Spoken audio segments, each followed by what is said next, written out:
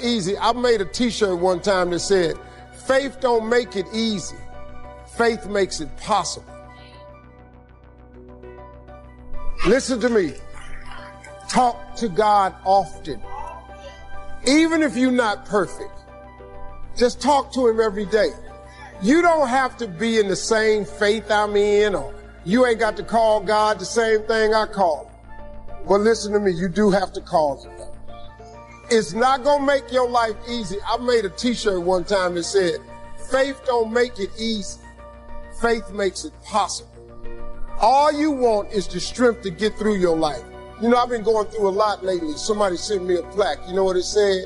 It said, on the days that I feel like I'm not going to make it, on the days that it feels like I can't endure anymore, I think back on my track record for surviving all my bad days.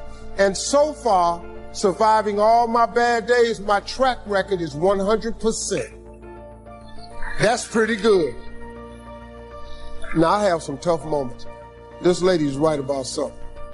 It ain't about the money. I know a lot of very, very rich people that's miserable. Not happy at all. I can bet you most of you are happier than most of the people I know. And I know some very, very wealthy people. And money don't make you happy. It helps you through a lot of situations. You know the only thing about money? Money takes all emergencies and turns them into mere inconveniences. That's what money does. Really, other than that, it's a lot to come with money. But if that's your desire to get more of it, you got to ask God for it. If you want to be happy or successful, you got to ask God for it. Most people don't have the life of their dreams because you don't ask God for it. The scripture says, you have not because you ask not. It's a very simple scripture, but listen to me. If you up your ask, he will up his give. If you change what you ask God for, he immediately changes what he gives to you. It's a scripture that's available for everybody. It's not just for rich people. Do you know if you had to have an education to be successful, you know how many people wouldn't be successful? Mark Zuckerberg and Bill Gates, two of the richest men in America, ain't neither one of them got a degree of any kind. But they have more degrees working for them than a thermometer. You don't need an education to be successful. I flunked out of school. What God has for you, quit tying it in education. People kill me. I know people got 2 degrees finna go back to school, get another one. If you got 2 of them that ain't working for you, why would you go get another one of them? That's crazy to me. That's crazy. I know people that's mastered and PhD'd up, ain't even working. You don't need that. I'm telling you, man, your whole success is tied in your relationship to God. You can simplify this by getting in touch with your Creator. That's your key, man. Quit tripping yourself out. Hey, y'all, don't forget to pray. Don't be ashamed to pray. And don't ever be too proud to pray, because prayer changes things. 27 years old, October 8th, 1985, Hilarity's Comedy Club. Walked in the comedy club, first time in my life, won amateur night, $50. Drove 40 minutes home, cried all the way home. This girl I rode with, she said, why you crying? It ain't but $50. You don't even understand. I'm born. She said, what you mean you born? I said, I know what I'm going to do the rest of my life. She said, you ain't winning with $50. I said, no, I've been praying my whole life. God, what is it? My life got to be more than this. I won that comedy competition. I went to work October 9th, the next morning, and quit my job. I'm going to tell you something. That decision cost me everything I had. I lost everything. I lost my family. I lost friends. I lost everything. I became homeless. I lived in a car for 3 years. But I just saw this vision. I just pursued it. I said, wow, that's it. You have to take chances in life. If you don't take chances in life, you'll never have the life God has for you. Life is about risk. If you play it safe in life, you ain't gonna have much of a life. If you play it safe, you won't have much of a life. Life is risk. It take courage to pursue your dream. I just did it. It cost me everything, but eventually God is very good, man, when he sees you take a leap of faith. He supplies you everything you need. Now, it's going to cost you something. But most people are not willing to pay what it costs to go after your dream, because you're going to have to hurt a little bit. And most people don't like being uncomfortable. If you don't want to be uncomfortable, please do not pursue success. Success is very uncomfortable. And I've learned to be comfortable being uncomfortable. If you can get that in your head, this too shall pass. Every moment of everything you've ever gone through, God got you through. You didn't even realize it. He just got you through. You can't name one thing he didn't pull you through. Well, I lost my mother. I'm still grieving over that. I lost my mama 21 years ago. I still grieve when I'm here. You know, I got through it. Gonna get through it. But you gotta take chance in life, man. Can't play it safe, y'all. You gotta jump. You gotta go for it. Whatever it takes, 3 meals a day. And we'll protect you, feed you, look after you, care for you. We won't let anything happen to you. And you'll probably live to be 100. The guy said, well, yeah, I'd live to be 100. But what a way to live. Right. What a way to live, safe and secure. Don't ask for security. Ask for adventure.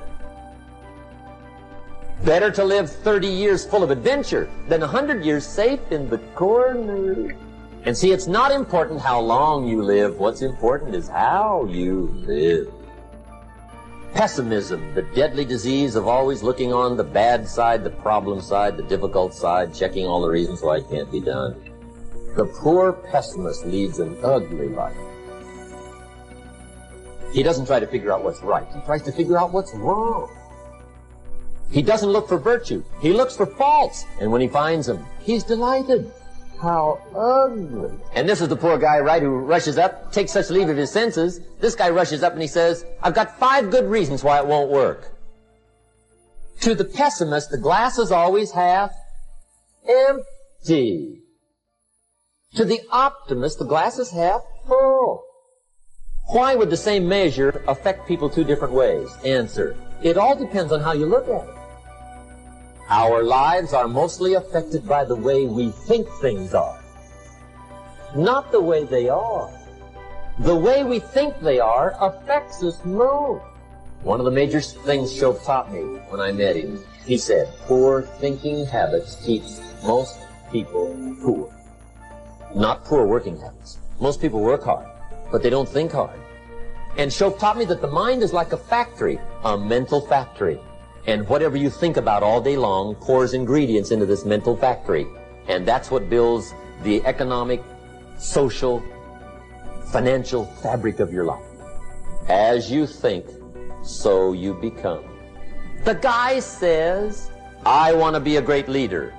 Wonderful. The first thing we do is follow him to his house.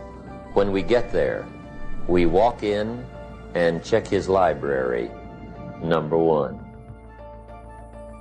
Somebody says, well, why check his library? The reason is because what a man reads pours massive ingredients into his mental factory, and the fabric of his life is built from those ingredients. You would not believe what some people have got in their house to read. You would not believe. One of the best dressed up words I know for a lot of it is trash. Can you imagine dumping a barrel of trash into this mental factory every day and coming out with a rich, dynamic, positive life? It can't be done. The kids back in Danbury, Connecticut, high school, they're asking me questions one day. I'm talking to the kids. Kids got good questions these days. One of them said to me, Mr. Rohn, how do you build the good life? I said, it's simple. It's not easy, but it's simple. Here's how you build anything. Select the right ingredients, keep out the wrong ingredients, and it starts with thought. Everything starts with thought. So you must be wise and careful what you think about, because that starts everything. You got to be wise and careful. I asked the kids, what would happen if somebody dropped sugar in my coffee? They said, well, you'd be okay. I said, what if somebody dropped strychnine in my coffee? They said, well, you'd be dead. I said, correct. Lesson 1. Life is both sugar and strychnine. You gotta be careful. Every day, stand guard at the door of your mind. How important. Stand guard at the door of your mind. From day 1, they started to complain. They griped about the water. They griped about the weather. They whined and cried and griped about the food. They griped about the leadership. They whined and cried because it was too far, too cold, too hot, too difficult, too miserable. I mean, they whined and cried for years.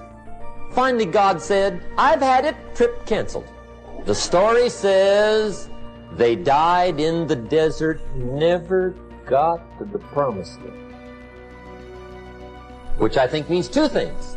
Indulge in this long enough, you get your future canceled. Just be on the lookout of the things that can destroy all the good you start. The war is on. And this evening, tomorrow, mentally, personally, socially, economically, you got to make